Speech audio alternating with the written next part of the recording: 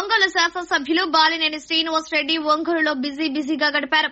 మంగమూరు రోడ్డులోని రైతు బజార్ వద్ద ఆంధ్ర కేసరి ప్రకాశం పంతులు రోడ్ ఆర్చీకి శంకుస్థాపన చేశారు. అదేవిధంగా రంగారాయుడు చెరువు వద్ద భారతరత్న మాజీ ప్రధాని పివి నరసింహారావు విగ్రహానికి శంకుస్థాపన చేశారు. అదేవిధంగా కొత్తపేట ధీరజ్ నర్సింహం వద్ద బ్రాహ్మణ సేవా సమితి ఆధ్వర్యంలో జరిగే భవనానికి శంకుస్థాపన చేశారు. ఈ కార్యక్రమంలో వైసీపీ నాయకులు కార్యకర్తలు పాల్గొన్నారు. పదే చెప్తుంటే ఇప్పుడు మొదలు పెట్టాడు. మరి తొందరగా పూజ చేయాలని చెప్పి కూడా కోరుకుంటా ఉన్నా.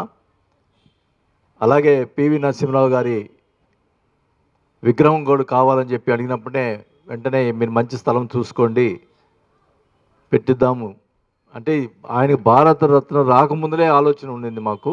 ఇది ఆయన భారతరత్న వచ్చిందని పెట్టడం కాదు, ఇది ఆయన ముందుగానే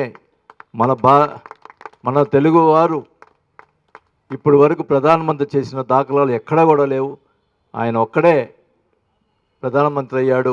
ఆయనకి మనం గౌరవప్రదంగా చేసుకోవాల్సిన అవసరం ఉందనే ఉద్దేశంతో ఆ విగ్రహం ఏర్పాటు పెట్టడం జరిగింది. అందరూ ఏమనుకున్నారంటే చాలామంది నన్ను 2-3 వచ్చి అడిగారు, సార్ మా ఇల్లు మధ్యలో ఇస్తున్నారు, అక్కడ ఏమన్నా చనిపోయిన వాళ్ళని తీసుకొచ్చి పెడతారేమో, ఇవన్నీ కూడా కొంతమందికి అపోహలు ఉన్నాయి. కాదయ్యా, అది తద్దినాలు ఇట్లాంటి అట్లా చేసుకుంటారు తప్ప బాడీలు ఇక్కడ తీసుకొచ్చి పెట్టరు అని చెప్పి చాలామందికి చెప్పడం కూడా జరిగింది. అది కూడా మీరు ఒకసారి అందరు కూడా చుట్టుపక్కల వాళ్ళు కొంచెం అనుమానాలు ఉన్నాయి, వాళ్ళకంటే సెంటిమెంట్స్ కదా, దానికి కూడా మీరు వాళ్ళకి తెలియజేయాల్సిన అవసరం కూడా తెలియజేసుకుంటా ఉన్నాం. ఈరోజు ప్రధానమంత్రి అయినా ఎంతటి వారైనా కూడా బ్రాహ్మణులకు పాదాబంధం చేయాల్సిందే. మరి ఇప్పుడు రాజకీయాల్లో ఉన్న మా కొరకు వచ్చి కొంతమంది పాదాబంధం చేస్తుంటారు. అది నేను ఎప్పుడు చెప్తుంటాను, మేమేం ఇచ్చేయ మాకేం సంబంధం, మీరు ఎందుకు పాదాబంధం చేస్తారు, దానివల్ల ఏదో కాకాపట్టినట్టు అవుతుంది తప్ప అది కరెక్ట్ కాదు. నేను వేదిక మీద చెప్తున్నా, ఎవ్వరు కూడా పాదాబంధనం రాజకీయ నాయకులు చేయకూడదు అని చెప్పి కూడా నేను సభాముఖంగా తెలియజేసుకుంటా ఉన్నాను. అది ఒక బ్రాహ్మణులకే చెందింది తప్ప ఇంకెవ్వరికి చెందకూడదని కూడా ఈ సభాముఖంగా తెలియజేసుకుంటా ఉన్నాను. మరి ముఖ్యంగా ఈరోజు బ్రాహ్మణ సంఘానికి సంబంధించి సేవా సమితి వాళ్ళు ఏర్పాటు చేసినటువంటి కార్యక్రమాలు ఒక మంచి కార్యక్రమాలు. మరి ఈ కార్యక్రమాలు అన్నీ కూడా త్వరగా పూర్తి చేయాలి. దానికి సంబంధించినటువంటి విషయంలో అన్నిట్లో కూడా నా వంతు నేను సాయం చేస్తానని చెప్పి కూడా తెలియజేసుకుంటా ఉన్నా. పెద్దలు అందరూ కూడా ఆశీర్వాదంతో తొందరగా పూర్తి చేయాలని చెప్పి కోరుకుంటూ మీ అందరి ఆశీర్వాదం వచ్చి నన్ను రేపు ఎలక్షన్స్లో గెలిపించాలని చెప్పి కూడా మరి ఒకసారి మిమ్మల్ని నమస్కారం తెలియజేసుకుంటూ సెలవు తీసుకుంటా ఉన్నా. Thank you. పెద్దలందరూ చాలా విపులంగా విశదీకరించారు ప్రతి సబ్జెక్ట్ని కూడా.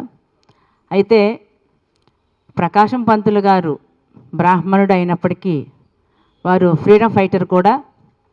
ఈరోజున ప్రకాశం జిల్లాకి వారి పేరే పెట్టడం, అంతేకాకుండా బ్రిటిష్ వారికి కూడా మరి ఎదురు తిరిగి తన రొమ్మును చూపించిన ధైర్యశీలు కాబట్టే ఆంధ్ర కేసరి అని బిరుదాంకితుడు. అంతేకాకుండా మన ప్రకాశం జిల్లా వాసులందరూ కూడా వారి పేరు మన ముఖ్యమంత్రి. ఇలా చూసుకుంటూ పోతే మీరు మన సామాజిక వర్గానికి చెందిన వారిని మీరు అభిమానం చూపిస్తున్నప్పటికీ ఇది ఆంధ్ర రాష్ట్రానికే గర్వకారకుడు అయినటువంటి గొప్ప నాయకుడు మరి మన ప్రకాశం పంతులు గారు. అలాగే మనకి ఇప్పుడు త్రికోణం అవుతుంది. ఇక్కడ ఈ ఆబ్దికాలు చేసి ఈ బిల్డింగ్కు అటు ఇటు చూసినట్టయితే మనకు త్రికోణంగా ఉంటుంది. ఇక ప్రకాశం పంతులు గారు నివసించే స్థలానికి ఎదురుగా పెట్టడం, ఇవన్నీ కూడా చాలా గొప్ప విషయాలు. అయితే ఇంతటి మంచి ఆలోచన మీకు వస్తే దానిని ఆ ఆలోచన కార్యరూపం దాల్చే వ్యక్తి మాత్రము మన గౌరవనీయులు పెద్దలు మరి మన వాసన అని చెప్పడంలో ఎలాంటి అతిశయోక్తి లేదు. ఎందుకంటే మేము నగరపాలక అంటే మన పాలక మండలి వచ్చిన ఈ 3 సంవత్సరాలలో వారి చేతికి మాటకి ఎముక లేకుండా అడిగిన వాళ్ళకి అడిగినట్లుగా మేము సుమారుగా ఒక 10 అన్నా సరే ఇలాగ స్థలాలు ఇవ్వడం కానివ్వండి, అలాగే విగ్రహాల కోసం కానివ్వండి, ఏదన్నా సరే ఇంతవరకు ఒక 10 అయినా సరే మేము యొక్క కౌన్సిల్ ఆమోదం చేశాము. మీ అందరి యొక్క ఆశీస్సులు, బ్రాహ్మణుల యొక్క ఆశీస్సులు ఎల్లవేళలా మరి వాసనకు ఉండాలి. మరి మీరు ఎంత గట్టిగా ఆశీర్వదిస్తే ఆయన మరి మినిస్టర్ అవడానికి కూడా ఆ ఆశీర్వచనలు పని చేయాలని చెప్పేసి మరి ఈ సందర్భంగా తెలియజేస్తూ మీరందరూ కూడా బాగుండాలని చెప్పేసి కోరుకుంటూ సెలవు తీసుకుంటాం. ఆ రోజుల్లో సంకల్పించి ఆ కాంస్య విగ్రహాన్ని మేము తీసుకొచ్చి అక్కడ పెడదానికి ప్రయత్నం చేసినప్పుడు ఎంతో మంచి హృదయంతో మా వాసన్న ఫస్ట్ ఆయనే పిలిచి దీన్ని పెట్టడానికి ఏం కావాలి మీకు అని ఆయన మాకు ఆర్థికంగా ఆ రోజు సాయం చేశారు. అట్లనే అప్పుడు మాగుంట శ్రీనివాసరెడ్డి గారు కూడా సాయం చేశారు. ఆ విగ్రహం పెట్టినప్పటి నుంచి కూడా మేము ఈ ప్రతిరోజు ప్రతి సంవత్సరం కూడా జయంతి వర్ధంతి ఇట్లా కార్యక్రమాలు అక్కడ చేస్తూ దాన్ని చివరికి దాన్ని ఆయన ఆధ్వర్యంలో దాన్ని గవర్నమెంట్ ప్రోగ్రాంగా కూడా మార్చాం. ఎందుకంటే రాబోయే రోజుల్లో ఇవాళ మా తరం ఉంది, నెక్స్ట్ తరం అంతా కంప్యూటరైజ్ అయిపోయింది.